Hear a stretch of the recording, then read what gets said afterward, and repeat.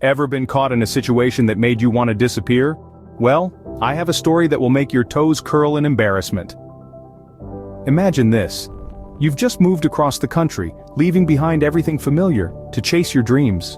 The city is new, the people are different, and at the center of it all is your dream college. It's an exciting time, ripe with possibilities. And in the midst of this whirlwind of change, you meet someone special, a girl. She's cute, lives nearby, and the two of you hit it off right away. Days turn into weeks as you share texts, laughs, and get to know each other.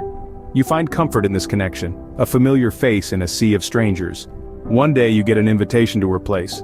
Her parents are out of town, and it's just the two of you. The setting is intimate, the mood is right, and you both end up taking your relationship to the next level. But then, disaster strikes.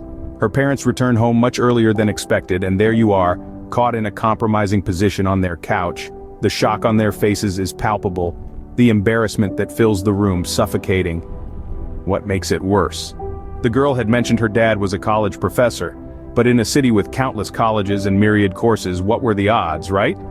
Fast forward a few weeks, the new semester starts and you're in class waiting for your professor to arrive, and then the door opens.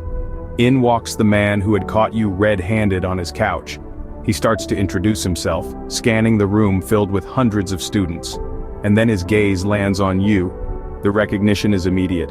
His words falter, and for a moment, time stands still. The image of you and his daughter on their couch is right there, reflected in his eyes, and it's clear he remembers. And there I was, naked and exposed, on their couch, staring into the eyes of a man who, unbeknownst to me, would later become my college professor. Now imagine walking into your first class of the semester only to find that your professor is the very same man who caught you in such a compromising position. That's right, the same man who'd walked in on his daughter and me was now standing at the front of the lecture hall ready to impart his wisdom to a room full of unsuspecting students. The shock was immediate, like a bucket of ice water being dumped over my head. My heart pounded in my chest as if it was trying to escape, each beat echoing the word caught, louder and louder.